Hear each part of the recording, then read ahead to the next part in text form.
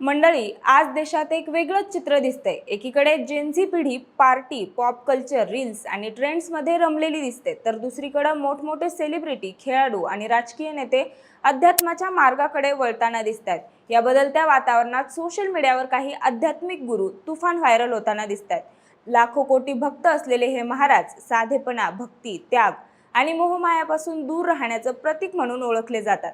मोठमोठ्या कथा, प्रवचन, धार्मिक सोहळे, भव्य आश्रम, अन्नदान आणि समाज उपयोगी उपक्रम या सगळ्यांमधून ते लोकांशी जोडलेले असतात आणि या सगळ्या कामांसाठी मोठ्या प्रमाणावर आर्थिक व्यवहारही होत असतात। त्यामुळे या महाराजांकडे एवढा पैसा येतो कुठून असा प्रश्न सर्वसामान्यांच्या मनात निर्माण होतो। बरं ठीक आहे, देणग्या, दक्षिण्या, प्रवचनांचं मानधन तसंच ट्रस्ट किंवा संस्थांमार्फत हा पैसा येत असेल, पण त्याचं पुढे काय होतं आणि हा पैसा कसा वापरला जातो यासोबतच काही ठिकाणी या पैशातून मोठमोठी सेवा कार्य उभी राहताना दिसतात, तर काही ठिकाणी या संपत्तीबद्दल वेगवेगळ्या चर्चा निर्माण होत आहेत। म्हणूनच देशभरात प्रसिद्ध असलेल्या काही बाबांची कमाई किती आहे, त्यांची एकूण संपत्ती किती आहे आणि या सगळ्या आर्थिक व्यवहारामागचं खरं चित्र नेमकं काय आहे याचीच माहिती सांगणारा हा व्हिडिओ। नमस्कार, मी अपूर्वा आणि तुम्ही पाहताय विषयच भारी। मंडळी, सगळ्यात आधी आपण पाहूया बागेश्वर धामचे पीठाधीश्वर पंडित धीरेंद्र कृष्ण शास्त्री यांच्याबद्दल। मंडळी, हे बाबा त्यांच्या मन वाचण्याच्या दाव्यामुळे प्रचंड प्रसिद्ध आहेत। गर्दीतल्या एखाद्या भक्ताचं नाव घेऊन त्यांच्या मनातलं कागदावर लिहिणं आणि त्यावर उपाय सांगणं ही त्यांची पद्धत आहे। त्याचे व्हिडिओ देखील सोशल मीडियावर प्रचंड व्हायरल होतात आणि त्यांचे लाखो भक्त आहेत ज्यांचा त्यांच्यावर प्रचंड विश्वास आहे। आता त्यांच्या कमाईबद्दल बोलायचं झालं तर वेगवेगळे आकडे समोर येतात, पण उपलब्ध माहितीनुसार त्यांची महिन्याची कमाई साधारणपणे 3.5 लाख रुपयांच्या आसपास सांगितली जाते। म्हणजेच दिवसाला साधारण 8,000 रुपये आणि वर्षाला जवळपास 40 ते 42 लाख रुपयांचं उत्पन्न होतं असं मानलं जातं। ते कथा किंवा प्रवचनासाठी 8,000पासून ते काही लाख रुपयांपर्यंत मानधन घेतात असंही काही रिपोर्ट्समध्ये उल्लेख आढळतो। मात्र स्वतः शास्त्री सांगतात की त्यांची कोणतीही ठरलेली फी नाही आणि भक्तांकडून मिळणारी देणगी ही जनसेवेसाठी वापरली जाते। त्यांच्या एकूण वैयक्तिक संपत्तीबद्दल बोलायचं झालं तर ती अंदाजे 9 कोटी ते 20 कोटी रुपयांच्या दरम्यान असल्याचं सांगितलं जातं। पण ते फक्त पैशांमुळे चर्चेत नाहीत, त्यांची खरी ओळख तयार झाली ती त्यांच्या दरबारांमुळे। मोठ्या गर्दीतून एखाद्या भक्ताचं नाव घेणं, त्यांच्या समस्यांवर बोलणं आणि उपाय सांगणं या शैलीमुळे ते सोशल मीडियावर प्रचंड व्हायरल झाले। काही लोक त्यांच्या या शक्तीवर विश्वास ठेवतात, तर काही जण अंधश्रद्धेचा आरोप करतात। त्यामुळेच ते सतत चर्चेच्या केंद्रस्थानी राहिले आहेत। आता पुढे पाहूया प्रेमानंद महाराज यांच्याबद्दल। प्रेमानंद महाराज साधेपणासाठी आणि त्यागासाठी ओळखले जातात। त्यांच्या प्रवचनांपेक्षा त्यांच्या जीवनशैलीच लोकांना जास्त आवडते। सामान्य लोकांपासून ते सेलिब्रिटीपर्यंत सगळे त्यांचा आशीर्वाद घ्यायला येतात। इथे चित्र पूर्णपणे उलटं दिसतं। प्रेमानंद महाराज स्वतः सांगतात की त्यांच्या नावावर कोणतीही वैयक्तिक मालमत्ता नाही, अगदी बँक खातंही नाही। ते पूर्णपणे साधू जीवन जगतात। घर, जमीन, गाडी काहीच त्यांच्या नावावर नाही। ते अनेकदा गाडीतून दिसतात, पण ती त्यांच्या सेवकांची असते। विशेष म्हणजे ते साधा मोबाईल फोन सुद्धा वापरत नाहीत। आजच्या डिजिटल जगात ही गोष्टच लोकांना आश्चर्यचकित करते आणि त्यामुळेच ते फेमस झाले त्यांच्या साधेपणामुळे। सोशल मीडियावर त्यांच्या व्हिडिओमध्ये ते शांतपणे साध्या भाषेत जीवनाचं तत्वज्ञान सांगतात। लहान वयातच त्यांनी संन्यास घेतला आणि आजही पूर्ण त्यागाचं जीवन जगत आहेत।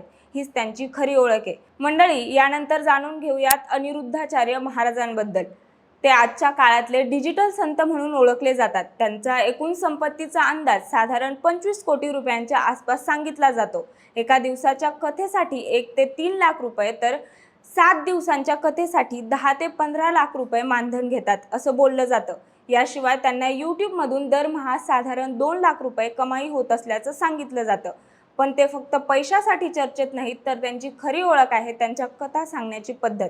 कथा सांगताना विनोदी, कधी भावनिक तर कधी थेट बोलण्याच्या मिश्रणामुळे ते सोशल मीडियावर प्रचंड लोकप्रिय झाले आहेत।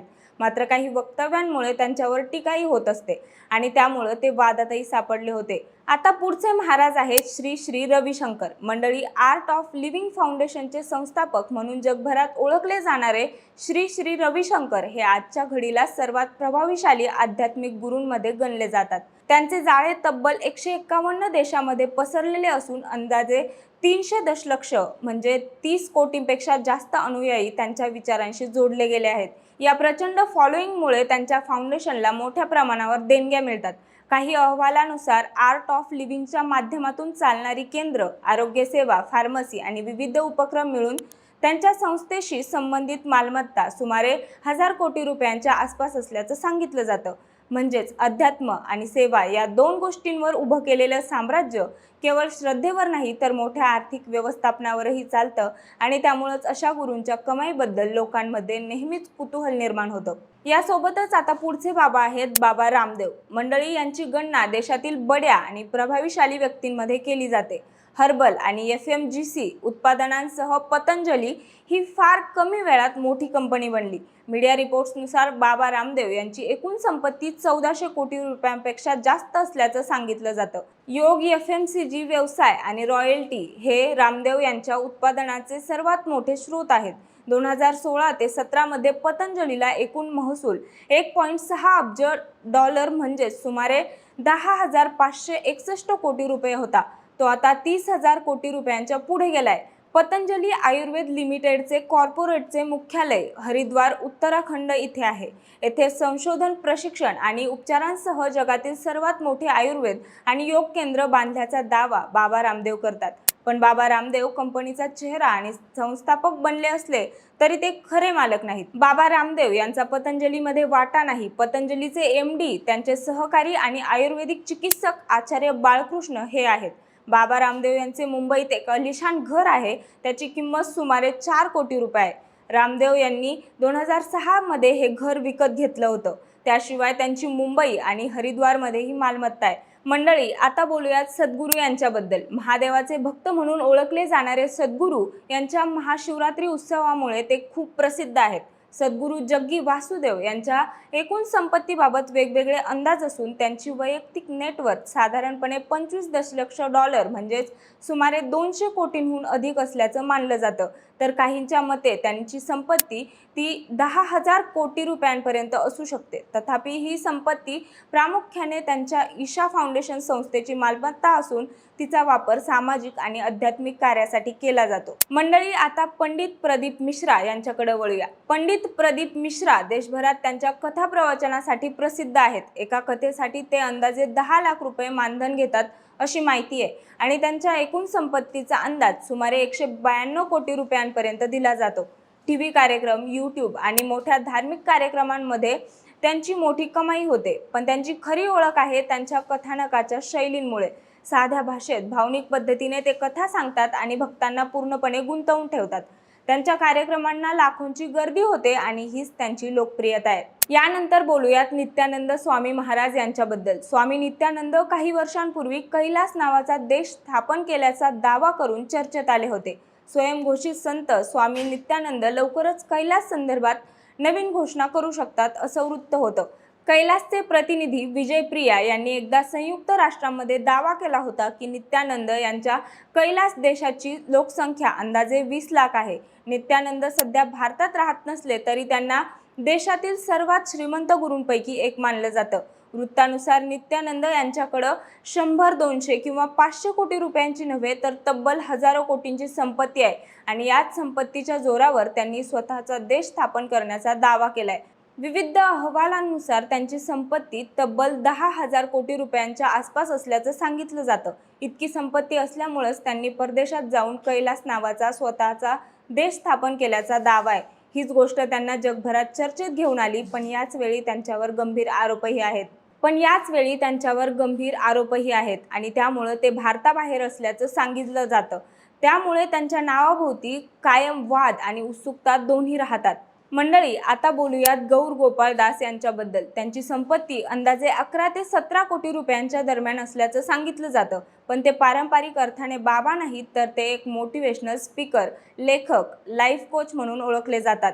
त्यांच्या सेमिनार्स, कॉर्पोरेट टॉक्स आणि लाईफ अमेझिंग सिक्रेट्स या पुस्तकामुळे ते जगभर प्रसिद्ध झाले आहेत. सोशल मीडियावर त्यांच्या साध्या आणि अर्थपूर्ण बोलण्यामुळे लाखो लोक त्यांना फॉलो करतात.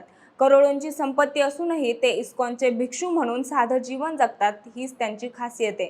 मंडळी, यासोबतच अध्यात्माच्या जगात आदराने नाव घेतलं जाणारं संत निरंकारी मिशन यांच्या संपत्तीबद्दलही अनेक तर्कवितर्क आहेत. पण मंडळी, त्यांची मूळ संपत्ती पब्लिकली जाहीर करण्यात आलेली नाही.